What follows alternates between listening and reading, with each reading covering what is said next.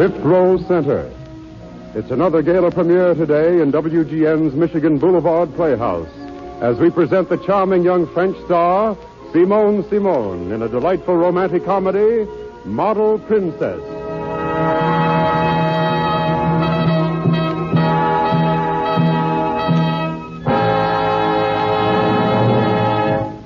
Miss Simone has not only won international fame as a screen actress, but she is also appearing at present in a delightful new musical comedy, 3 After 3, now playing at the Erlanger Theater in Chicago.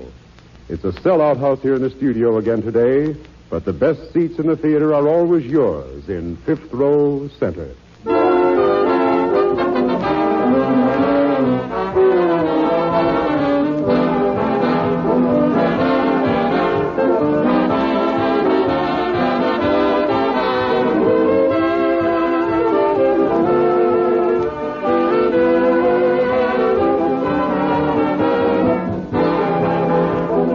Now the lights are being dimmed, and before the first act curtain, we've just time to tell you that supporting Simone Simon in this afternoon's play is a fine cast of famous players, including Olin Soule, Louise Barclay, Brett Morrison, Renee Rodier, and Willard Waterman. Our drama, Model Princess, was written by Noel B. Gerson. Harold Stokes conducts the orchestra, and the production is directed by Blair Walliser. And now, there's the curtain, and the show is on.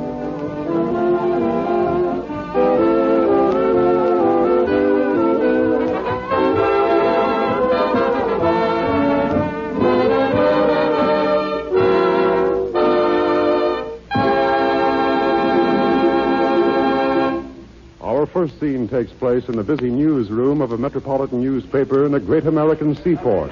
The city editor is speaking. Marley. Joe Marley. Yeah. Joe, come here. What? I got a peach of a story for you. Another debutante drinking champagne out of whatever debutantes drink champagne out of. No. This is a real story. Look, take a photographer down with you and go to the docks where the President Van Buren is docking. His Highness, the famous Prince Paul, is on board with his new bride. She's a French gal, apparently. We don't know much about it. In fact, I didn't even know the prince was married, so it sounds like it ought to be a good yarn. Do either of them speak English, or do I use sign language? You find that out for yourself. Okay, sunshine. I wish I was back at police court. We could always get a story out of the judge. And maybe a free lunch, too.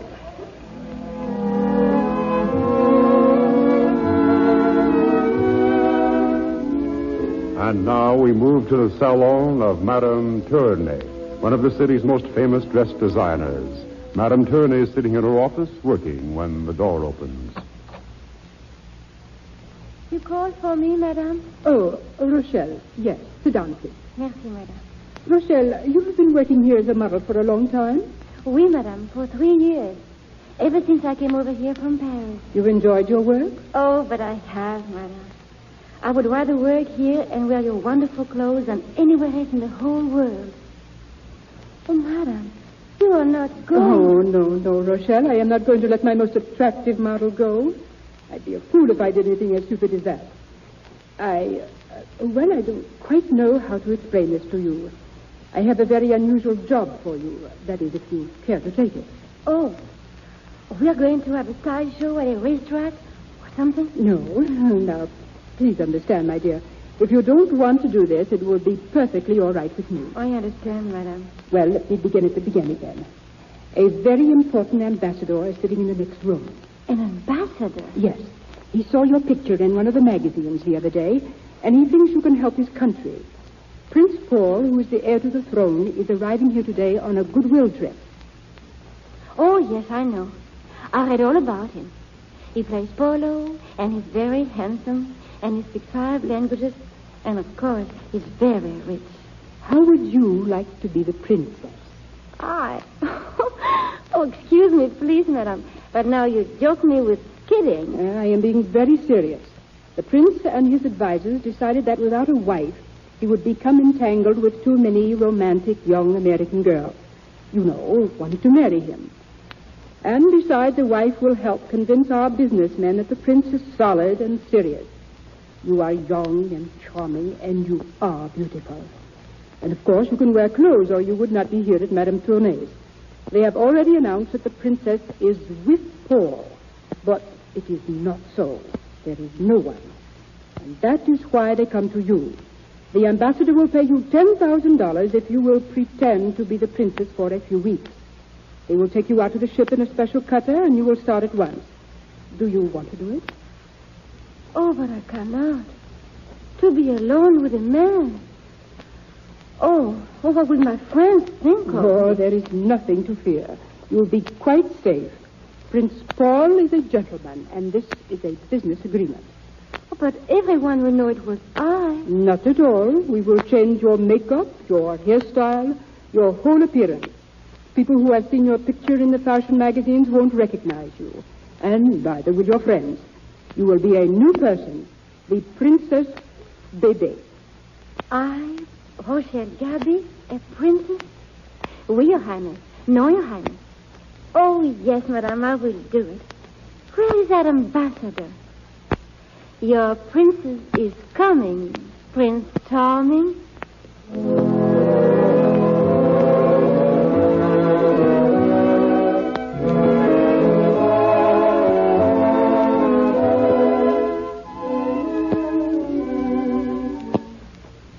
You're doing beautifully, Rochelle.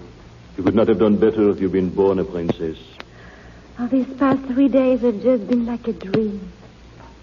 Sometimes I can close my eyes and almost imagine that I am a princess. And when I open them and see a room as big as this one, I know I must be at least a duchess. Is this the grand ballroom of the hotel? Do they hold big meetings here? Oh, this is just the royal suite. I wonder. Do they think kings and queens and princesses are bigger than other people? The rooms are always so much larger. This afternoon may be rather difficult for you. It'll be the first time you see a member of the press alone. It'll be difficult for you, too. Going to start building a new embassy and making a big speech. This won't be a novel experience for me, my dear. I've had enough experience with cornerstones to be an expert stonemason by this time. I've been making speeches since I was 10 years old. Yes, and it'll be very boring for you. But I am enjoying myself. And I'm going to enjoy being interviewed today. I hope. Now, just remember this. If you get into difficulty, a member of the staff will be in the next room. I will remember. Mr. Joseph Morley of the Star Express is here by appointment to see Her Highness. You may show him in. Are you leaving, Your Highness? Yes, I must go. And do your best. Oh, dear. I shall try very hard. Adieu, Paul. Adieu. Entrez. Your Highness, I'm Joe Morley, the Star Express. How do you do? Will you not come in? Thanks. Please sit down. Well, maybe you can tell I'm a little bit on the edgy side. You see, this is the first time I've ever interviewed a princess. How nice. We're starting together then. This is the first time I have been interviewed alone by a newspaper reporter. It is? Yes. I mean, you see, the first time in your country. Oh. Didn't quite get you there for a minute. Well, then, shall we begin? Mm-hmm. Have you been a reporter very long? Well, almost 5 years now. Do you enjoy your work? Yeah, pretty well. But I'd like to get away from this sort of stuff. You know, I don't like to pry into other people's lives. Or what would you like to do? Well, I own some property up in Vermont. I'd like to go up there and live. Oh, it's wonderful up there in the winter. Everything, as far as you can see, is all still, white, and sparkling. It's cold outside and warm inside, and crisp everywhere. That sounds enchanting. Yeah. Yeah, but that's the whole trouble. It's too good. I'll never get there. Well, why not? Well, I can't go up alone. I'm not married. I don't even know any girl who'd want to bury herself up in the Vermont hills with me. I should think any girl would love living that kind of a life. You do? Of course I do. Well, why can't you find the right girl? You tell me, sister. I beg your pardon, Your Highness. Oh, that's all right. Oh, really, I'm terribly sorry. Don't apologize. I'm okay with that crack. Hey, wait a minute. What kind of an interview is this, anyway? You're asking me all the questions. Now then, what about you? Oh, there's nothing very remarkable about me. I was born in Paris, And I lived there most of my life, and here I am. You're being rather modest. No, that's all there is to me. Yeah, well, that isn't every girl who marries a prince and will someday be a queen. Not every girl wants to be a princess or a queen. No? What do they want? Maybe they would like to live on a farm in Vermont. Yeah. Okay, kid me if you want to, but I'm going to use that in my story anyway. Princess would prefer life on simple farms. Now, you are kidding me. No, not a chance. Tell me, Princess, you don't mind my getting personal. How'd you happen to fall for his nibs? I mean, Prince Paul. The prince is... Oh, I'm sorry, doggone. There I go pulling another boner. Please forgive me. I imagine it's pretty hard for a girl not to fall in love with a man as good-looking as Prince Paul. There's nothing to forgive. Well, I've taken up enough of your time, Princess. Thanks for the interview and for everything. It's really been swell. Perhaps we shall meet again. No, not much chance. We live in different worlds, Princess. Perhaps we are not as far apart as you think. The life of a princess is not very different from that of a close mother. Yeah. Well, that's a neat way of putting it, anyway. Well, so long. Why don't you come to dinner with us? Me? Why not? Well, why not? Meet us here at 8 o'clock. Well, won't his nibs, won't the prince be sore? Oh, I don't think so. He's very wide-minded. At 8. At 8.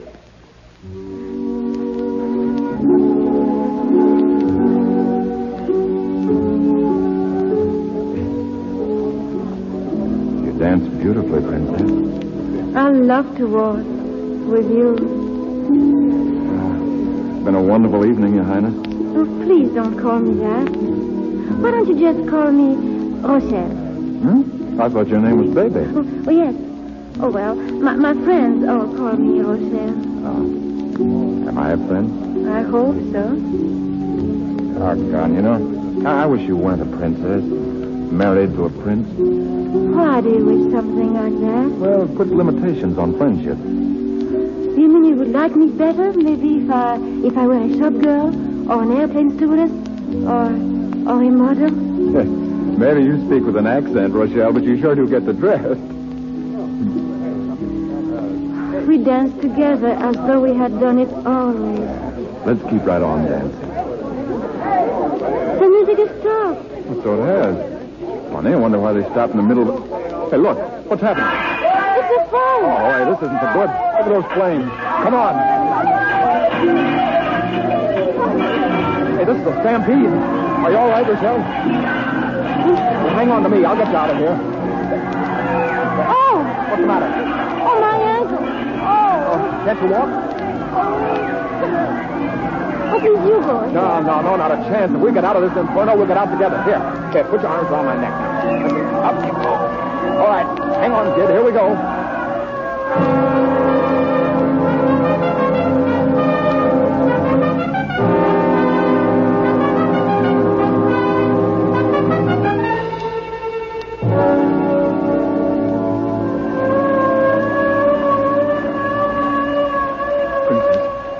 Rochelle, are you all right? We're safe. We're out. Oh, say something, please. Are you ill or what's wrong? Oh, darling. Darling. Give her air. She's fainted, buddy. You called me darling. Are you all right? You saved my life, and you called me darling. I called you... Oh, I'm sorry. That was a pretty rotten thing to do. I keep forgetting you're married to the prince. I was holding you in my arms. Sort of lost track of things, I suppose. Please, don't think too badly of me. Whatever I think of you, and I shall think many things, it'll never be that. I promise you.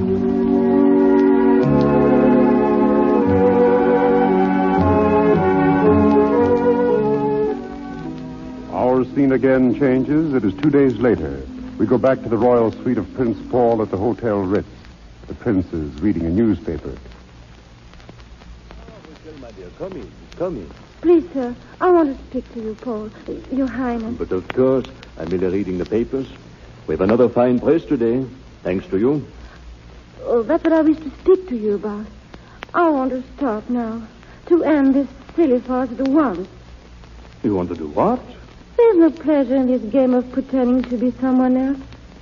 You've been very kind. You've been wonderful. And I cannot go on. I must stop. I must. Well, you cannot leave now.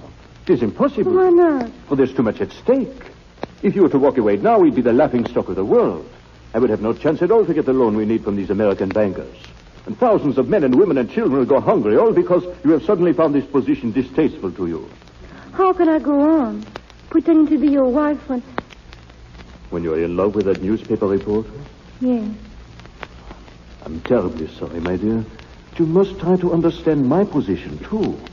More than personal interest is at stake. The issue transcends personalities. I understand. But what am I to do? Oh, please tell me and help me. Simply be a little patient. In another 2 weeks, I hope to have the loan from these bankers, and my American visit will end. Then you can go to your friend and tell him the truth. And if he loves you as much as you do him, you will have no difficulty at all. Very well, then, Your Highness. I will keep up this game of make-believe a little longer. It is hard, but I will keep my bargain. I'm deeply grateful.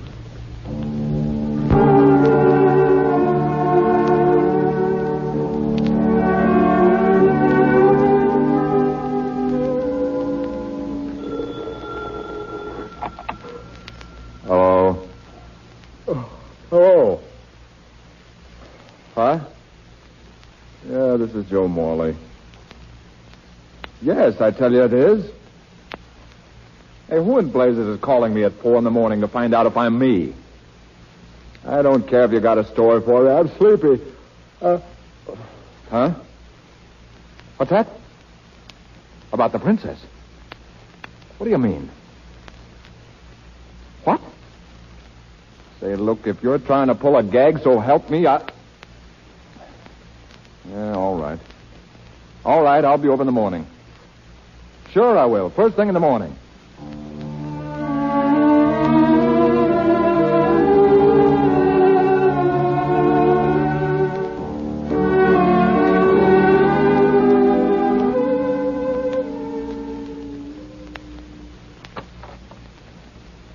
How do you do? Please come in, Monsieur Morley. Well, let's get to the point. What's this all about? Monsieur Morley, I am the Princess Bebe. Oh, really? You are the Princess Bebe. You may jeer if you like, but I have ample proof. Here, look at these papers before we continue this discussion any further. Well,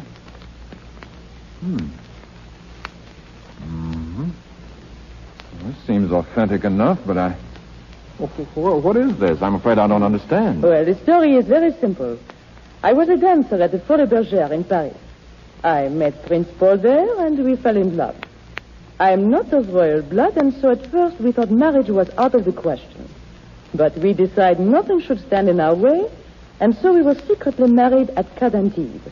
And we have kept the marriage secret. Paul wanted to make it public, but I was afraid the notoriety would injure him. And so we had a quarrel. And at the last moment, I did not accompany him. After reconsidering, I decided I had been a little bit hasty, and I came on the next ship. Because of the war, I did not arrive here until yesterday. And then I discovered that a little Parisian imposter was calling herself Princess Bebe and has been appearing everywhere with my husband. An imposter? You, Princess You know, this is a little hard to get all in one swallow. Let me continue, please. You have written many stories in your paper about this artificial princess. So I want you to know the truth. Here are some of my pictures. Now you can print the truth in your newspaper. Yeah. So she isn't even married to him. Yeah, now I can print the truth all right. Joe Morley, the world's #1 sap. Yeah, that'll make a great story.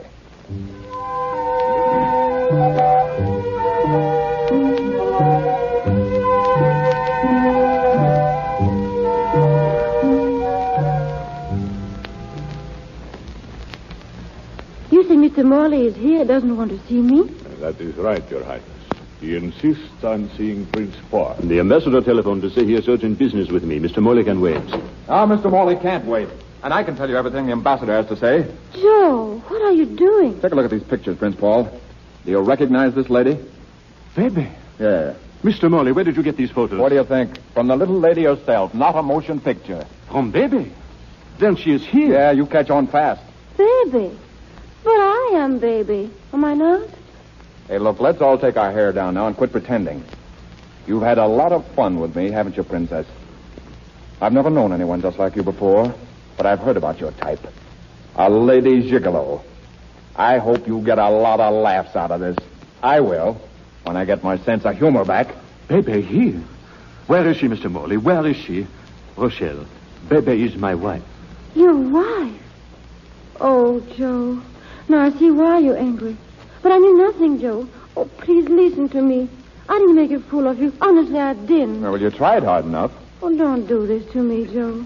All I ask is that you listen to me. No, I won't listen to you. I listened to you too much already.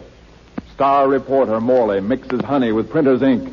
Mixture doesn't gel. Result, the ink comes off the page. All right, then. Don't listen to a word I have to say. Well, there's nothing I would say to you anyway. You're mean and contemptible and unfair and suspicious and vulgar and horrible and prejudiced and hateful and terrible and nasty. And super nasty. I don't know why I ever liked you. I didn't. I never did like you. I hate you. I never want to talk to you again. I never wanted to see you again. I won't either. Oh, why did I ever leave Paris? At least if men there weren't gentlemen, they still acted like gentlemen. This is a finish, Your Highness. I don't want the $10,000. I don't want anything. I'm leaving now. Goodbye. Poor child. Hey, what was that she said about $10,000? Were you paying her to pose as the princess? Naturally, I was paying her. This was strictly a business arrangement, nothing more. Oh, I've made a nice mess out of this. Rochelle! Oh, she's gone. You're a discerning young man. Well, I've got to find her and tell her I didn't understand. I made a terrible mistake. There are many entrances to this hotel. You'll have a difficult time. Well, do you know where I can reach her then? I do not. You mean even if you did know, you wouldn't tell me? Correct. Why don't you place an advertisement in your newspaper? You're a big help. Baby! Paul. Baby. Oh, Paul. Oh, baby. Oh, Paul. Oh, I'm so glad you are here. I apologize. No, it was all my fault. I won't let you say such a thing. I was entirely to blame. No, you were not. And I have done something to atone for my foolishness. Oh, Paul, why did you not tell me you were trying to arrange a loan for Mr. Grant, the banker? There's no need to bother you with such matters. How do you know Mr. Grant? What do you know about a loan? But I've known Mr. Grant for many years. Just an old friend of the family, I suppose. You keep still. What about the loan? The ambassador told me about it, and he said I must keep very quiet or we would not get the money. So? So I telephoned to Mr. Grant, and he said that if he had known I was the Princess Bebe, he would have given you the loan long ago. You see, Mr. Grant is indebted to me. I introduced him to his wife. You're wonderful, baby. You're wonderful. Where's the money? He will send you the necessary papers today. We will celebrate. We will go home. Oh, boy, let's all go home. Goodbye, Mr. Morley. Oh, my darling. And so they lived happily ever after. Fooey.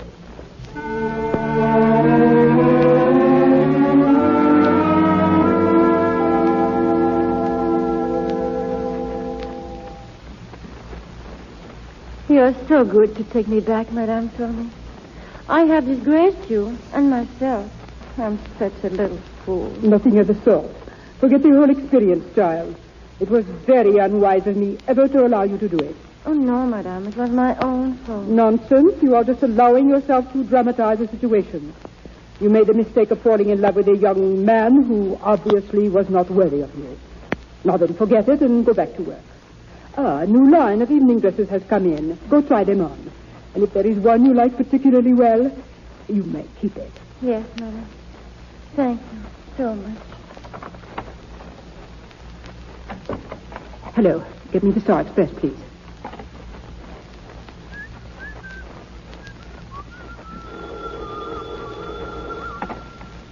Hello? I want to speak to Mr. Morley, please. Yes, he's one of your reporters.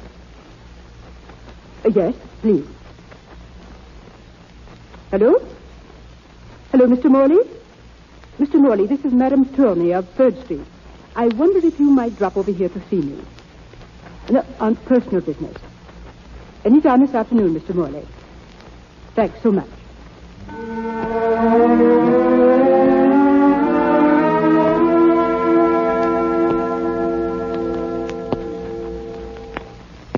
You seem like a very presentable young man, Mr. Morley.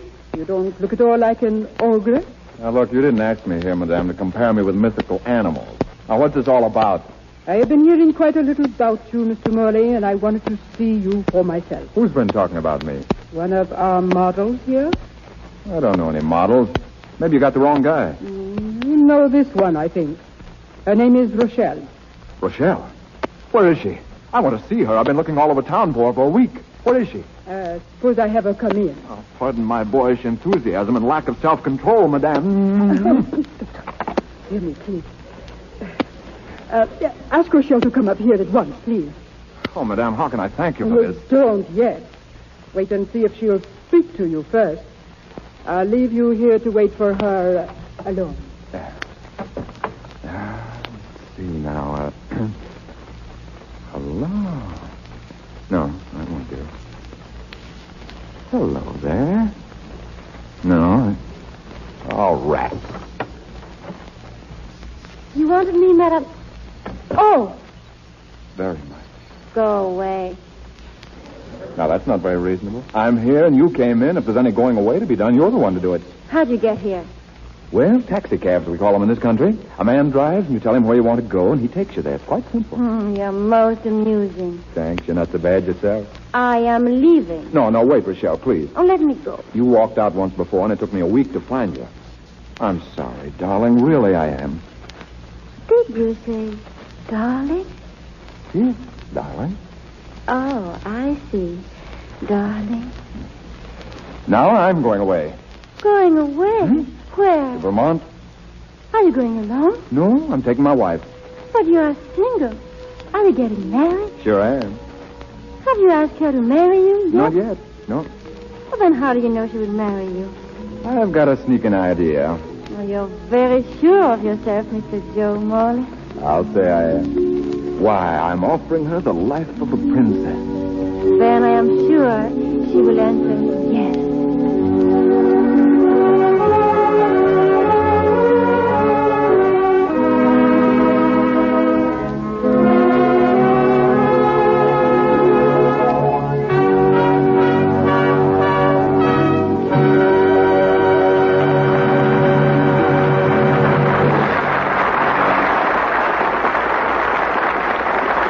Ladies and gentlemen, you have just heard Model Princess, a radio play starring America's favorite French ingenue, Simone Simone, and presented from coast to coast over the Mutual Network from the audience studios of WGN in Chicago. And now, if Miss Simone's had a chance to catch her breath after that final romantic love scene, we'd like to ask her to step out of character for a minute. I think our audience will agree that Miss Simone gave a very beautiful performance this afternoon. Miss Simone.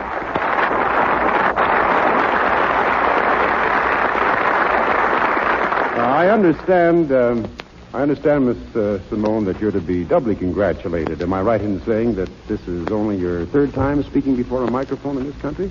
Yes, Mr. Andre. You see, I'm still just a beginner. Well, you certainly sounded like a veteran. How do you like radio acting, Miss Simone? Oh, I think any kind of acting is fun. On the stage, in the movies, on the radio. I love it. Tell us, is this your first visit to Chicago? Yes, it is. And I hope it won't be the last. I think it's a beautiful town. And this WGN studio is one of the most beautiful I've ever seen, here or abroad. You have another first to your credit, too, I know. Your present role in 3 After 3 is your first in an American stage play or musical, isn't it? Yes. Well, you see, all the work I've done in this country was in Hollywood. Miss Simone, suppose now, for the sake of the ladies listening in, you give us the French viewpoint on American styles. What do you think of our shops, for instance? Well, it's a good thing we are doing a lot of rehearsing, or I never stop shopping. I've seen so many beautiful things in your Chicago shops I'd love to buy. Well, as I said, it's a good thing we're rehearsing so much. Another thing I'd like to ask, Miss Simone, how many movies did you make in Paris before you came to Hollywood? Quite a few, about 10. Did you do any stage plays or musicals over there? Yes, both. In fact, most of my work was in musical comedies. And another question. What are your plans after the road tour New York run of 3 after 3? Well, if business keeps on as good as it has been, that's too far off to worry about. Well, thanks very much, Simone Simone. And ladies and gentlemen, featured in tonight's play with Miss Simone, Roland Soleil as Joe Morley, Louise Barclay as the Princess, Brett Morrison as Prince Paul, Renee Rodier as Madame Turney, and Willard Waterman as the editor. The drama was written by Noel B. Gerson, the orchestra was conducted by Harold Stokes, and the production was directed by Blair Walliser. Next Sunday, listen for Glenda Farrell, Alan Dinehart, and Lyle Talbot in Jungle Drums, another premiere on Fifth Row Center.